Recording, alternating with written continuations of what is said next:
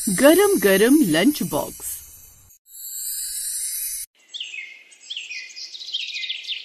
बहन जी, आपकी क्या डिमांडें हैं? डिमांड? नहीं नहीं बहन जी, हमारी कोई डिमांड नहीं है। ऊपर वाले की कृपा से उसका दिया सब कुछ है हमारे पास। बस अब तो संस्कारी और गुणी बहू चाहिए जो हमारे घर को अच्छे से संभाल सके। उसकी चिंता आप मत कीजिए बहन जी, मेरी बेटी बड़ी संस्कारी और गुणी है। ये हर काम अच्छे से जानती है और स्वभाव भी इसका बड़ा अच्छा है। इसका अंदाजा आप इसी बात से लगा सकती हैं कि इसकी 3 भाभियां, जिन सबके साथ ये बड़े ही अच्छे से रहती है और खूब प्यार करती है उनको। आप चाहो तो इनसे पूछ सकते हो। नहीं नहीं, आपने बता दिया उतना ही काफी है। लड़की देखने से ही संस्कारी लग रही है। आदित्य बेटा, अगर तुम्हें युविका से कुछ पूछना है तो पूछ सकते हो। नहीं नहीं आंटी जी, मुझे कुछ नहीं पूछना। अगर माँ को युविका पसंद है तो मुझे भी पसंद है। फिर भी बेटा, कोई बात कहनी हो तो या कोई डिमांड हो तो बता सकते हो। मेरी तो बस एक ही डिमांड है आंटी जी, कि जो भी हो खाना मुझे गर्म चाहिए। लो, ये भी कोई कहने की बात है बेटा। अगर वो किसी की बहू या पत्नी बनेगी तो ये तो उसका फर्ज है कि वो तुम्हें खाना गर्म ही देगी। ये सुनकर आदित्य खुश हो गया और युविका को देखकर मुस्कुराने लगा। आदित्य को देख युविका भी मुस्कुराने लगी और कुछ महीनों बाद युविका आदित्य के घर दुल्हन बनकर आ गई। ऐसे ही शादी के 3 दिन बीत गए। संडे वाली शाम। युविका, कल मंडे है और कल से मुझे ऑफिस जाना है। शादी ब्याह के चक्करों में पहले काफी छुट्टियां हो गई हैं मेरी, तो कल तुम मेरा लंच तैयार कर देना। हाँ, बेफिक्र रहिए, मैं लंच तैयार कर दूंगी। अगली सुबह वो अपनी सास के पास जाकर पूछती है, माँ जी खाने में क्या बनाना है?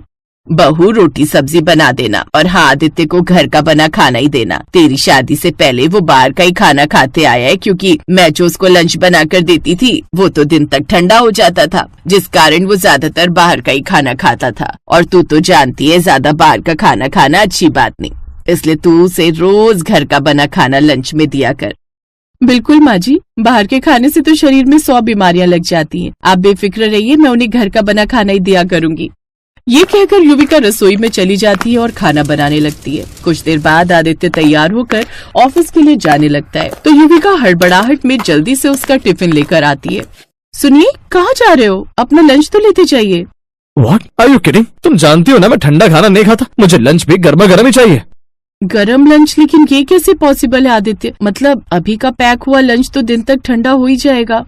वही तो, इसलिए मुझे दिन में लंच के टाइम यानी 1 बजे गर्मा गर्म लंच चाहिए होगा। और अब वो मेरे ऑफिस कैसे पहुंचाना है वो जिम्मेदारी तुम्हारी है। तुम देखो कैसे पहुंचाना है। इसलिए हमने शादी के वक्त तुम्हारे घर वालों से और कुछ नहीं मांगा। मेरी बस एक ही डिमांड थी और वो थी गर्मा गर्म खाना। तो मैडम, ठीक 1 बजे गर्मा गर्म लंच मेरे ऑफिस में पहुंच जाना चाहिए। ये कहकर आदित्य वो टिफिन वहीं छोड़कर ऑफिस चला गया। बेचारी युविका हाथ में टिफिन लिए उसे देखती रही। घर के सारे काम निपटाने के बाद उसने फिर से गर्मा गर्म दिन का खाना बनाया और आदित्य के लिए लंच पैक कर दिया और बाहर आ गई। अब क्या करूं? उनके ऑफिस तक कैसे लेकर जाऊं? तभी उसकी नजर मयंक नाम के एक लड़के पर पड़ी जो कि उनका पड़ोसी था, और उसका ऑफिस आदित्य के ऑफिस वाली बिल्डिंग में ही था। युविका और आदित्य की शादी में भी वो आया था, जहां आदित्य ने उसे युविका से इंट्रोड्यूस भी करवाया था। तभी युविका मयंक को आवाज लगाती है, मयंक भैया। अरे युविका भाभी, कैसी है आप? कहीं जा रही थी क्या? आपको ड्रॉप कर दूं? नहीं नहीं देवर जी, वो आप इस वक्त ऑफिस जा रहे हैं क्या? हाँ, मेरी दिन की शिफ्ट है ना भाभी, इसीलिए। ओह अच्छा अच्छा। मयंक भैया, क्या आप मेरे लिए एक फेवर करेंगे? वो क्या है ना, आदित्य का लंच पैक किया था, क्या आप जाते जाते उन्हें ये टिफिन दे देंगे? ओफो भाभी, इसमें इतना हेजिटेट होने वाली क्या बात है? और वैसे भी आदित्य का ऑफिस मेरे ऑफिस से नीचे वाले फ्लोर पर ही है, तो मैं जाते जाते देता जाऊंगा। Oh thank you so much, आपने मेरी बड़ी मुश्किल समस्या हल कर दी। खुशी खुशी टिफिन देकर युविका घर चली जाती है। अब ये आदित्य की रोज की आदत हो गई थी। उसे सुबह के नाश्ते से लेकर रात के डिनर तक गर्मा गर्म खाना खाना ही पसंद था। अगर कभी उसे ऑफिस से आने में रात के 10 भी बज जाते, तब भी उसे गर्मा गर्म रोटियां ही खाने के लिए चाहिए होती। ऐसे ही 1 हफ्ता बीत गया और फिर एक रोज जब काफी देर तक मयंक नहीं आया, तब युविका उसके घर गई और उसने डोरबेल बजाई। दरवाजा मयंक की माँ ने खोला। नमस्ते आंटी जी, वो मयंक भैया कहाँ हैं? आज ऑफिस नहीं गए? उसकी तो शिफ्ट चेंज हो गई बहू, अब वो नाइट शिफ्ट करके आ गया, इसलिए सो रहा है। क्या शिफ्ट चेंज हो गई? अच्छा। युविका घर लौट आई और अब खुद ही टिफिन लेकर आदित्य के ऑफिस देने चली गई। और अब ये सिलसिला रोज का होने लगा। और फिर एक दिन, अरे बाप रे, 12:30 हो गए। अभी तो मैंने मशीन भी लगा रखी है, कपड़े ऐसे ही पड़े हैं। क्या हुआ बहू, क्यों परेशान है? माँ जी, आज आप आदित्य जी के ऑफिस जाकर उनको गर्मा गर्म खाना दे आइए, मुझे भी कपड़े भी धोने हैं। अच्छा, ला टिफिन मुझे दे दे। कुछ देर बाद माया टिफिन लेकर धूप में चल पड़ती है, लेकिन चिलचिलाती धूप लगने से उसे चक्कर आ जाते हैं और वो चक्कर खाकर बीच रास्ते में बेहोश हो जाती है। फिर अगले दिन, माँ जी आप रहने दीजिएगा, खाना मैं ही दे आया करूंगी, आप बस रात का खाना बना लिया कीजिए। रात का खाना ना बाबा ना, मेरे बस का नहीं है खाना बनाना, वो तो तुम्हें ही बनाना पड़ेगा और वो भी गर्मा गर्म। ये सुनकर युविका उदास हो गई। उस दिन के बाद युविका खुद ही फिर से टिफिन लेकर जाने लगी, लेकिन तेज धूप में उसकी हालत भी खराब हो जाती है। फिर एक रोज बाजार में उसे इलेक्ट्रिकल टिफिन के बारे में पता चला। अरे मैडम जी, बड़ी कमाल की चीज आई है, अब तो बस ये स्विच लगा दीजिए और फट से खाना गर्म हो जाएगा। अरे वाह, ये तो मेरे लिए बड़े फायदे की चीज है। वो झट से वो टिफिन खरीद लेती है और अगले दिन से अपने पति को सुबह ही ऑफिस जाते वक्त टिफिन थमा देती है। युविका, ये क्या? तुम जानती हो ना मैं ठंडा खाना अच्छे से जानती हूँ, लेकिन आप ध्यान से देखो, ये टिफिन इलेक्ट्रिक टिफिन है, आप इसमें जब मर्जी जितना मर्जी खाना गर्म कर सकते हैं। ये सुनकर आदित्य खुशी खुशी वो टिफिन लेकर ऑफिस चला जाता है। लेकिन फिर एक शाम, अरे बेटा आज तू जल्दी घर आ गया, और तुझे ये चोट कैसे लगी? हाँ बताओ ना आदित्य, तुम्हारे चेहरे पर ये चोट कैसे लगी? ये सब तुम्हारे उस इलेक्ट्रिकल टिफिन के कारण हुआ है। आज ऑफिस में जैसे ही खाना गर्म करने लगाया, अचानक से वो ब्लास्ट हो गया और देखो कैसे मेरे चेहरे पर चोट लग गई। मैं तो सीधा अस्पताल भागा और अब वहीं से आ रहा हूँ। अब आज के बाद मुझे तुम्हारा ये इलेक्ट्रिकल टिफिन नहीं चाहिए, लेकिन हाँ खाना गर्म ही चाहिए। अब युविका सच में इन सबसे तंग आ गई थी। अब मुझे ही कुछ करना होगा। अगले दिन युविका ने शाम को सब्जी बनाने के बाद एक साथ ही रोटियां भी बनाकर रख ली, और जब खाना परोसा तो ये क्या, ठंडी सब्जी रोटी? मैं ये नहीं खाऊंगा। हाँ बहू, ये खाना तो ठंडा है, अब हमें भी गर्मा गर्म खाना खाने की आदत हो गई है। नहीं बनाने वाली मैं कोई गर्मा गर्म खाना, जिसको खाना है ऐसे ही खाओ। और मैं भी तो आप दोनों को गर्मा गर्म खाना देकर रोज खुद ठंडा खाना खाती हूँ। मुझसे तो किसी ने नहीं पूछा कि तू ठंडा खाना कैसे खा लेती है, या हम तेरे लिए गर्मा गर्म रोटी लगा दे। लेकिन नहीं, मैं तो बहू हूँ ना, क्या फर्क पड़ता है। ये कहकर युविका गुस्से में अपने कमरे में चली गई। फिर अगली सुबह संडे था। आदित्य और माया जब सोकर अपने कमरे से बाहर आए तो डाइनिंग टेबल पर गर्मा गर्म ब्रेड पकौड़े बनाकर रखे हुए थे। अरे वाह, गर्मा गर्म ब्रेड पकोड़े, आज तो मजा ही आ जाएगा। लेकिन इसके साथ चटनी होती तो मजा आ जाता ना माँ। मैं अभी युविका को बोलता हूँ। युविका, युविका। वो उसे आवाज देता है, लेकिन युविका कहीं नहीं थी। तभी उसकी नजर खाने के साथ रखे एक नोट पर जाती है। ये मेरी तरफ से आखिरी गर्म खाना समझकर इसे खा लो आदित्य, क्योंकि अब मैं कभी वापस नहीं लौटने वाली। Please have it and enjoy it. Aditya और माया का चेहरा उतर चुका था। उनके पास कहने के लिए कोई शब्द ही नहीं बचे थे। अगर हम किसी के घर की बेटी को लेकर आ रहे हैं तो ये मत सोचिए कि सारी उम्र के लिए आप कोई मुफ्त की नौकरानी ले आए, जिससे आप जैसा कहेंगे वो उसे करना पड़ेगा। कम से कम उसकी जरूरतों का ख्याल रखिए। हर दिन गर्म खाना चाहिए ये कहना तो आसान है, लेकिन उस गर्माहट को लाने वाले हाथों की थकान और तकलीफ को समझना भी जरूरी है।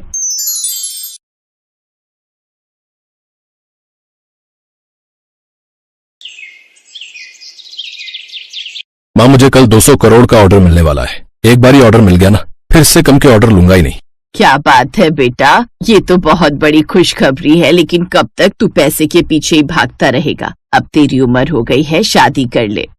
माँ बस कल तक रुक जाओ, अगर वो ऑर्डर मुझे मिल गया तो मैं शादी जरूर कर लूंगा। अगले ही दिन आदित्य की लंदन वाले क्लाइंट के साथ मीटिंग हुई और उसे 200 करोड़ का ऑर्डर मिल गया। उसने अपने पूरे स्टाफ को पार्टी दी, घर आकर माँ को सारी बात बताई और अपने वादे के मुताबिक कुछ ही दिनों बाद आदित्य की शादी नेहा नाम की एक लड़की के साथ हो गई। सासू माँ, आज मेरी पहली रसोई की रस्म है, सारा खाना मैं खुद ही बनाऊंगी। मैडम, आप हमारे होते हुए खाना कैसे बना सकती हैं? रामू काका, हम भले ही आज इतने बड़े बन गए हैं, लेकिन हम पुरानी रस्में नहीं भूल सकते। ये तो एक रस्म होती है जो बहू को ही करनी पड़ेगी। आप सिर्फ बहू की मदद कर देना। ठीक है मैडम। नेहा किचन में गई। उनका किचन बहुत बड़ा था। उसने तरह तरह के पकवान बनाने शुरू किए। धीरे धीरे 2 घंटे में उसने 56 भोग बनाकर तैयार कर दिए। जब नौकरों ने खाना टेबल पर लगाया तो खाने की महक से पूरा घर महक उठा। नेहा मैडम, ऐसा खाना तो आज तक हम भी नहीं बना सके। सबने खाना खाना शुरू किया। आदित्य और उसकी माँ तो अपनी उंगलियां चाटते रह गए। क्या बात है नेहा, रामू काका बिल्कुल सही कह रहे हैं। इतना स्वादिष्ट खाना तो आज तक इस घर में बना ही नहीं। बहू, कल हम पूरे मोहल्ले को पार्टी देंगे और खाना बनाने की जिम्मेदारी तेरी ही होगी। थैंक यू सासू माँ। खाना पीना खाकर सब सो गए। अगले दिन नेहा ने पूरे मोहल्ले के लिए सभी नौकरों की मदद से ढेर सारे अच्छे अच्छे पकवान बनाए। बड़े बड़े मिनिस्टर, बड़े बड़े बिजनेसमैन भी उस पार्टी में आए। सब खाना खाकर बहुत खुश हुए।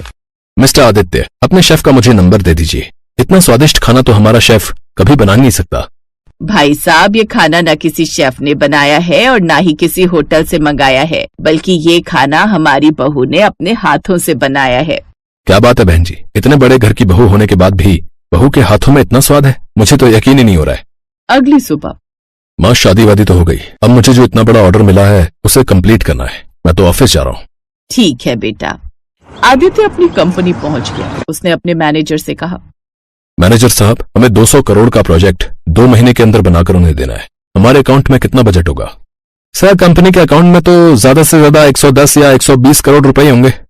मैनेजर साहब, हमें किसी भी कीमत पर यह 200 करोड़ का ऑर्डर 2 महीने के अंदर पूरा करना ही होगा, वरना इतनी बड़ी पार्टी दोबारा मिलना मुश्किल है। ऐसा करता हूँ, अपना घर और भोपाल वाली जमीन गिरवी रख देता हूँ। ऑर्डर कंप्लीट होते ही पैसे तो हमें मिल ही जाएंगे। सर, एक बार फिर से सोच लीजिए। मैं सोच समझकर ही बोल रहा हूँ मैनेजर साहब। अगले दिन उसने अपनी माँ और पत्नी को बिना बताए अपना घर जमीन सब गिरवी रख दी और प्रोडक्शन शुरू कर दिया। आदित्य अपनी फैक्ट्री पहुंचा तो मैनेजर साहब काम करवा रहे थे। सारे वर्कर्स बहुत खुशी खुशी काम कर रहे थे। मैनेजर साहब, जल्दी से ये ऑर्डर कंप्लीट हो जाए, फिर मैं दूसरी जमीन लेकर एक और बड़ी फैक्ट्री डाल दूंगा। बिल्कुल सर, मैं भी यही सोच रहा था। ऐसे धीरे धीरे समय बीत रहा था। सारा माल बनकर लगभग तैयारी हो चुका था कि तभी अचानक एक रोज आदित्य की फैक्ट्री में आग लग गई और सारा माल जलकर राख हो गया। क्लाइंट ने आदित्य को फोन किया। मिस्टर आदित्य, 2 महीने से ज्यादा हो गए, अभी तक ऑर्डर कंप्लीट नहीं हुआ क्या? सर, एक्चुअली हमारी कंपनी में आग लग गई, जिससे सारा माल जलकर राख हो गया। What nonsense! इतनी बड़ी कंपनी के मालिक होकर इतनी लापरवाही कैसे कर सकते हो? अच्छा हुआ मैंने तुम्हें एडवांस नहीं दिया था, मेरा 2 महीना बर्बाद कर दिया तुमने। शुक्र मनाओ, मैं तुम पर केस नहीं कर रहा हूँ। अब आदित्य लगभग बर्बाद हो चुका था। उसकी माँ और पत्नी दोनों बहुत परेशान थे। आप परेशान मत होइए, आप सही सलामत है, हमारे लिए तो वही बहुत है। बहू बिल्कुल सही कह रही है बेटा, दिमाग पर ज्यादा जोर मत डालो। तभी अचानक उसके घर कुछ आदमी आ गए। मिस्टर आदित्य, आपने ये घर गिरवी रखा हुआ था, जल्द से जल्द पैसा देकर ये घर वापस ले लीजिए, वरना हम आपके घर पर कब्जा कर लेंगे। मुझे बस थोड़ा सा वक्त दे दीजिए, अगर ये घर चला गया तो हम सड़क पर आ जाएंगे। 1 महीने से ज्यादा का समय मैं नहीं दे सकता। धमकी देकर वो लोग वहाँ से चले गए। बेटा, तूने हमारा घर भी गिरवी रख दिया और हमें बताया तक नहीं। माँ, मैं आप लोगों को परेशान नहीं करना चाहता था और इतना बड़ा ऑर्डर मैं किसी भी कीमत पर कंप्लीट करके देना चाहता था, इसलिए मजबूरी में मुझे ये घर गिरवी रखना पड़ा। मुझे माफ कर दो माँ। अरे माफ तो कर ही दूंगी बेटा, लेकिन अब हम करेंगे क्या? ऐसे दिन बीत रहे थे, उन्हें कुछ भी समझ नहीं आ रहा था। फिर एक रोज नेहा ने आदित्य और अपनी सास से कहा, सासू माँ, आपको याद है मेरे हाथ का बना खाना पूरे मोहल्ले को, बड़े बड़े बिजनेसमैन को, सबको कितना पसंद आया था? तो क्यों ना हम टिफिन सर्विस का बिजनेस शुरू करें? मैं अपने गहने बेच दूंगी इस बिजनेस के लिए। नेहा, हमारा सोसाइटी में इतना बड़ा नाम है, हम टिफिन सर्विस शुरू करेंगे तो लोग क्या कहेंगे?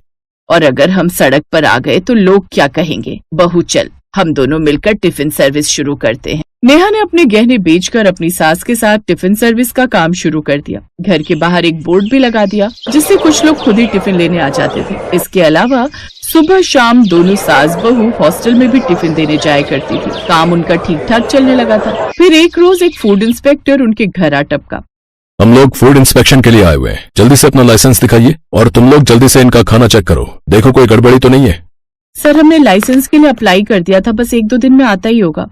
उसके आदमियों ने खाना चेक किया और कहा, सर, इनके खाने में तो कोई प्रॉब्लम नहीं है, सब कुछ ठीक है, लेकिन बिना लाइसेंस के आपने टिफिन सर्विस शुरू कर दी। जल्दी से 2 लाख जुर्माना निकालिए, वरना ये बिजनेस सील करना पड़ेगा। ऐसा मत कीजिए इंस्पेक्टर साहब, हमारी स्थिति बहुत खराब चल रही है और हमारे मोहल्ले के आसपास बहुत सारे पुराने टिफिन सर्विस वाले हैं जिनका लाइसेंस नहीं बना, फिर भी वो कई सालों से अपनी टिफिन सर्विस चला रहे हैं। मुझे मेरा काम मत सिखाइए, अगर पैसे नहीं है तो आज से अभी से आपका धंधा बंद। आप दोनों को मैं ब्लैक लिस्टेड कर देता हूँ, फिर कोई आपसे टिफिन नहीं लेगा। मैं अपनी कार बेचकर इन्हें पैसे दे देता हूँ, क्योंकि अगर ये काम बंद हो गया तो हम सड़क पर आ जाएंगे। सर, कल आप आकर पैसे ले जाना। ठीक है, जब तक पैसे नहीं दे देते टिफिन लेकर बाहर मत निकलना। इतना बोलकर वो चला गया। अगले दिन आदित्य ने अपनी कार बेचकर फूड इंस्पेक्टर को पैसे दे दिए और उनका टिफिन का काम फिर से चलने लगा। बहू चल, आज हमें खन्ना इंडस्ट्रीज में मीटिंग करनी है। अगर उन्हें हमारा खाना पसंद आ गया तो हर महीने लाखों की कमाई सिर्फ उसी कंपनी से होने लगेगी हमारी। सासू माँ, उन्हें हमारा खाना जरूर पसंद आएगा। आदित्य जी, आप तब तक लाइसेंस उठा लाइए, बन ही गया होगा। ठीक है नेहा। दोनों सास बहू खन्ना साहब के पास पहुंची। उन्होंने खाना टेस्ट किया। क्या बात है, ऐसा खाना तो बड़े से बड़े होटल में भी नहीं मिलता। कल से हर दिन 500 टिफिन भिजवा दीजिएगा। Thank you so much sir, कल से टिफिन पहुंच जाएंगे। खुशी खुशी सास बहू बाहर आ गई। लेकिन बहू, तूने हाँ तो बोल दिया, लेकिन 500 टिफिन खाना बनाने का हमारे पास बजट नहीं है। सासू माँ ये सब घर चलकर सोचते हैं। वहीं दूसरी तरफ आदित्य लाइसेंस लेकर जब घर लौट रहा था तभी उसने उसी इंस्पेक्टर को देखा। आदित्य उसका पीछा करने लगा। वो किसी दूसरे टिफिन सर्विस वाले के यहाँ घुसा और उससे कुछ पैसे लेने लगा। तभी आदित्य ने उसका वीडियो बना लिया। आप हर महीने मुझे ऐसे ही पैसे देते रहिए, फिर आप खाने में चाहे जो मिलाइए, लाइसेंस बनवाइए या ना बनवाइए, कोई दिक्कत नहीं, मैं सब देख लूंगा, ठीक है। पैसे लेकर जैसे ही फूड इंस्पेक्टर बाहर निकला आदित्य ने उसे रोक लिया। आदित्य ने उसे वो वीडियो दिखा दिया। मैं ये वीडियो आपके सीनियर को भेजने वाला हूँ। अरे नहीं नहीं, ऐसा मत करना, तुम अपने 2 लाख वापस ले लो, पर ऐसा मत करना वरना मेरी नौकरी चली जाएगी। आदित्य उससे 2 लाख रुपए लेकर घर आया और सारी बात अपनी माँ और बीवी को बताई। उन्हीं पैसों से दोनों सास बहू ने 500 टिफिन का ऑर्डर पूरा किया। कुछ ही महीनों में गिरवी पड़ा घर वापस ले लिया और सास बहू का टिफिन सर्विस हर जगह फेमस हो गया। आदित्य भी दिन रात मेहनत करता रहा और उसने अपनी कंपनी एक बार फिर से खड़ी कर ली।